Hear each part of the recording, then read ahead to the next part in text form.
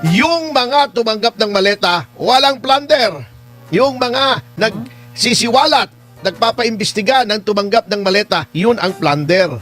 Yun, ganito na kabaliktad ang mundo sa ilalim ni Marcos Jr.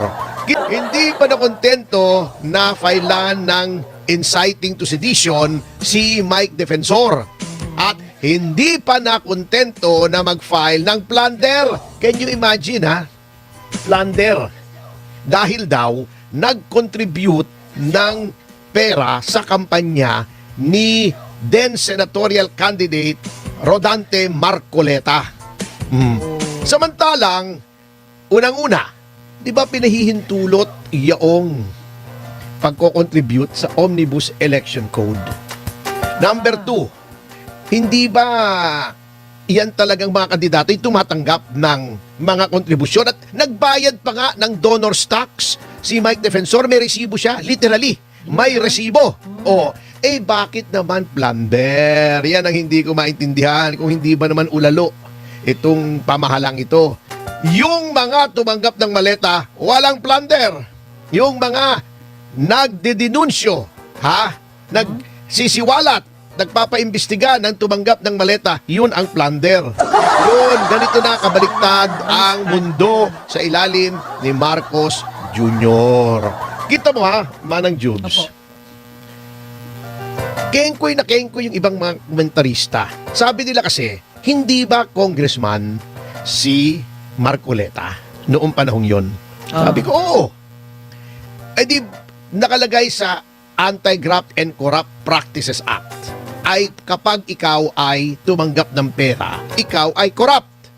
Alam niyo po, yan ang problema ng mga ibang nagmamarunong. Hindi naman natin minamaliit kasi hindi ko pwedeng maliitin. Maliit ako eh. Hindi natin minamaliit yung mga hindi abogado. Ngunit, alam niyo po, kaming mga abogado, lahat ng abogado naman, pati si Larry ka doon, ay nag-aral ng 4 na taon ng Bachelor of Laws. Sa ngayon, ang degree po ay Juris Doctor, JD, Juris Doctor. Pagkatapos, nag-review pa po kami ng 6 na buwan. Nag-bar kami. Naipasa namin ang bar examinations bago kami matawag na attorney. Okay? Bakit ko sinasabi yon? Yung iba dyan, nag-google lang. Nakabasa lang ng opinion column. Abogado na daw. Alam daw nila ang batas. Hindi po ganoon kasimple ang batas. Kasi sinasabi nga, tumanggap ka, public official ka, ikaw ay corrupt na. Hindi po.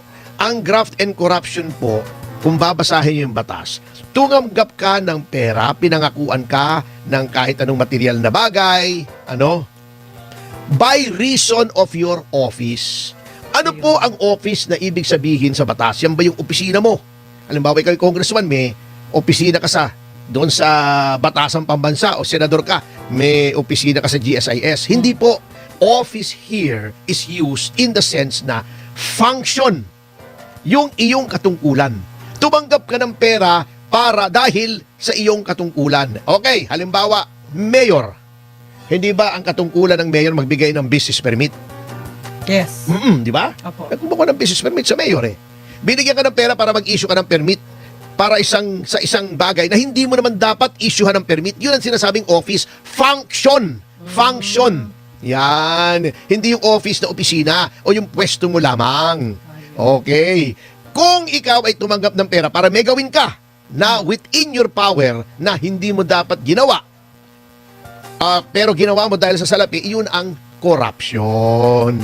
Pero kung tumanggap ka ng pera dahil ikaw ay kandidato at yan ay allowed sa Omnibus Election Code to a certain degree, kasi may limit po ang pwede mong tanggapin at may limit kung ano yung pwede mong gastusin. Limitado yan. Depende sa dami o bilang ng mga rehistradong botante either sa probinsya mo, kung ikaw ay gobernador, o sa lungsod o munisipyo mo, kung ikaw ay mayor, kung sa congressman, distrito mo, kung senador, presidente, vice-presidente, buong bansa. Yan. Yung mula Apari hanggang Holo. Yes. Buong bansa, Itbulaga. Acheche! Si Tito Sena naman Anyway, yan po ang pagbasa ng batas. Hindi lang isang batas ang babasahin mo. Yung may tinatawag po sa legal hermeneutics or statutory construction, yung pag-interpret ng batas na pari materia, similar material. Tignan mo rin yung mga probisyon ng mga batas na may relasyon dun sa batas na yon. Yun ang sinasabi ko. Okay, so kinakaso yun, plunder. Medyo malabo yata at saka talagang malabo naman. Gumawa na naman ng usapin tong NBI. Qualified human trafficking naman ang sinasabi. Ha, bakit daw? 'Di ba? Alam mo yung insidente, no? Yes. Yung dito sa Metro Walk, nang raid daw yung mga NBI at may nahuli daw sila di umano ng mga babae na biktima ng human trafficking kasi may nightclub daw doon, may mga kwarto, etc. etc. May nahuli daw na customer ng prostitution. Okay, tingnan natin, ano ba yung human trafficking? Ang human trafficking po ay yung ikaw ay pipilitin mo, tatakutin mo, lolokohin mo, lilinlangin mo, iba-blackmail mo, ha? Ang isang tao para siya ay dalhin sa isang lugar for the purpose ng labor, yung forced labor, or prostitution, or sexual abuse, etc., etc. Okay. Mabigat na paratang po yan. Okay. Noon bang nandoon ang NBI, nakita nila nananakot, namimilit, nanloloko si Mike Defensor doon sa mga babae? Hindi. Bakit gagawin ni Mike Defensor yan?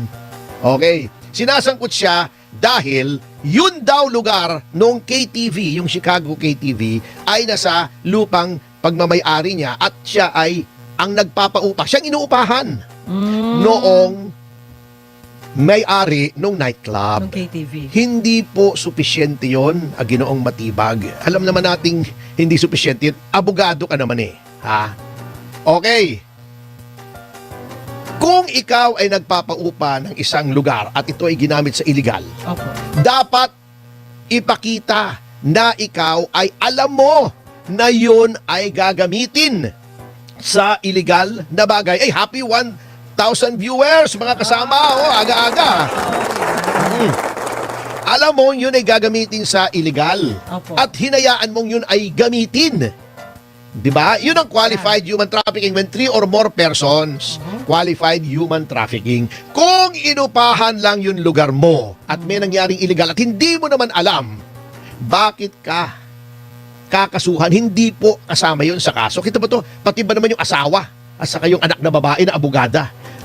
Maggagawa ba naman ng human trafficking yun? Ano lang yan eh? Ha? Panggigibit lang yan at alam ng taong bayan yan.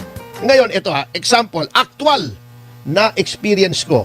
May hinandle ako noon na kaso, yung Alabang. Matagal na ito, ewan ko na tatandaan itong ating panauhin si Major Jun Saigo. Yung raid sa Shabu Factory sa Alabang. Sa Ayala, Alabang mismo, sa loob. Ni-raid ng mga pulis. Nag-imbestiga. Alam mo kung sinong may-ari ng bahay na nirerentahan noong mga Taiwanese ito eh. Na mga di umano ay gumagawa ng shabu. Si dating Senador Jambi Madrigal.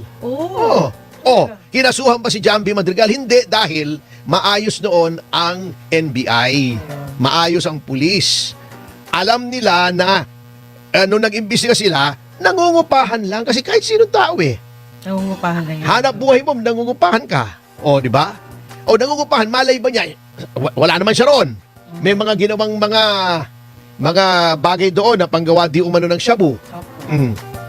Wala naman siyang kinalaman. Bakit mo kakasuhan? Hindi mo basta-basta kinakasuhan. Ito pa, example. Sa Soler Hotel, kahit anong hotel.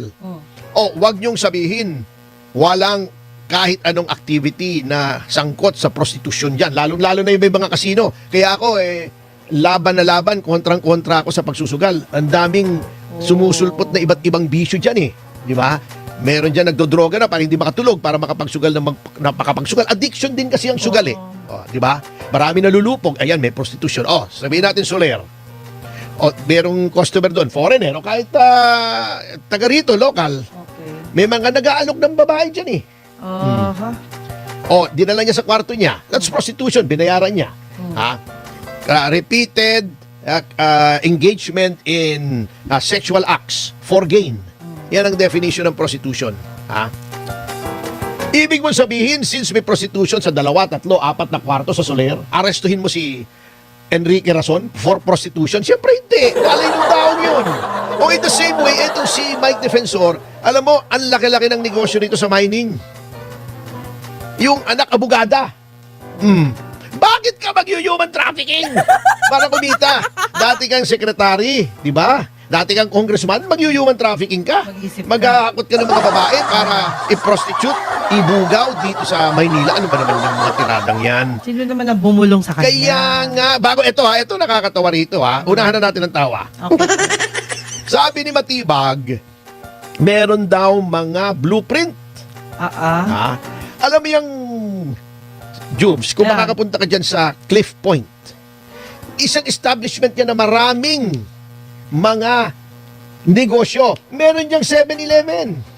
Meron diyang Starbucks. May Korean restaurant. Meron yan yung Blue Bar. At nandyan mismo yung tanggapan ng mining company ni Mike Defensor. Oh. Siyempre, malaki yung lugar mo, nagpatayo ka ng building, may mga commercial spaces doon. Space. Pinarerenta, hanap buhay eh. Oh. Ayun. May nangupa, yung Chicago, yung KTV. Opo. Hindi naman tago, nakalagay, ang laki-laki ron, Chicago, KTV. Pwede mong pasukin, pwede mong lumabas. Welcome to everybody. Ang daming tao. Unang-una, that negates yung sinasabing baka may tinatakot ng mga babae for prostitution. Eh di, sumigaw yung babae. Oh. Ang daming tao roon. Minsan, wala naman sa pagkakwan. Katulad dito, presidente ng Wakwak Golf and Country Club. Grabe. Opo. Nandun. Alam niyo, ang mga pupunta roon, mga politiko. Mga opisyal ng pulis. Ako, pupunta ako roon paminsan-minsan. Nagre-relax. Wala po ako nakikitang illegal doon. Tamang kwentuhan O lang. hindi kung may pinipilit doon, tinatakot na babae. Di sumigaw yun. Ang daming pulis doon, ang daming politiko, ang daming abogado. At saka pwede kang pumasok. Labas-pasok. Wala namang rehas yun eh. Ngayon, may sinasabi siya na iniba daw yung plano para may secret passage. Pambihira. Alam niyo yung secret passage yun, nakikita ko yun, nakalagay yun sa labas, fire exit eh. Bakit daw nasa likod, sabi ni Matibag? Alam mo, Syempre. Kaya nga fire exit, ibang way eh. Para pag nasusunog yung harapan, doon ka dadaan sa likuran. Alam mo, fire exit, nandoon sa tabi ng main entrance. Di na na-trap ka na ron. Eto naman si Matibag, mga tirada naman, oo. Ngayon, kung meron talagang naibang plano, di magreklamo ka doon sa building official. Multa lang po yan eh. Okay. Pambihira, oo. Kawawa May naman sinasabi pang mga kurti-kurtina, yung kwarto ng nanay ko sa bahay, may kurtina eh. Huwag niyo sabihin, may prostitusyon doon. Kurtina! Prostitusyon agad! Naku. Pambihira naman mga tirada. Sino Alam naman niyo ang kasi, bumulong? May baka sabi bumulong niya, yan. si Defensor daw ay may personal knowledge. Paano niya nalaman? Nakapasok pa siya sa utak ni Mike Defensor? Ang bihira. Mga tirada nito si Matibag wala sa hulog eh. Yung pala ending, kaya tinutulig sa si Mike Defensor. Unang-una siya yung sumusuporta sa 18 pala. Yeah. Unang-una, happy Happy 1.5K live Yes. viewers. Maraming salamat po. Thank you. Yan. Di ba? Opo. Tinutulig sa nila si Mike Defensor kasi yan ang sumusuporta doon sa 18 Marines at may mga dumadagdag pa na mga witnesses doon sa Male-Maleta. Ayun. Number 2, isiniwalat ni Mike Defensor yung mga ghost projects sa distrito ng asawa ni Matibag mismo, yung si Ann Matibag. Alam nyo, yung mga ganyan, very clear na conflict of interest yan eh. Kung may delikadesa ka, hindi ikaw makikialam dyan. Oo, kung may hiya ka sa sarili mo at binavalue mo yung prinsipyo o doktrina na public office is a public trust, hindi na ikaw ang makikialam dyan. Napakahalay, may pulis naman eh. Opo. Para hindi na ma-question ang motibo mo bago meron pa siyang hamon. Filean mo daw ng kaso yung asawa niya. Oh. Ay, teka muna, maghintay kayo. Pero bakit hindi nyo imbestigahan? Yung asawa mo, di ba? Kung talagang sincero ka, ba't hindi mo iniimbestigahan yung Male-Maleta? Ang dami-daming krimen, ang pinakamalaking krimen na nangyayari sa Pilipinas at mukhang mangyayari pa ay yung 1.2 trillion na flood control scam na yan. Nagbabadya na naman ang ulan. Mangangamote na naman tayo nito. Maaalala na naman ng mga tao. Bakit hindi yan ang imbestigahan mo? Ang daming krimen dito sa Pilipinas. Ang daming KTV dyan sa Quezon Avenue. Lahat Sa Soler may KTV. Ibig sabihin, pag may KTV, may human trafficking na. Sa Shangri-La, may KTV. Ang daming KTV mga kasama sa Jupiter. Porket may KTV, may entrance sa likod, may kurtina. Oh. Human trafficking. Ano naman logic yan? Logic puwet yan eh. Ay nako. At alam naman natin ang reason kung bakit ay ginigipit lahat ng kalaban ng gobyerno.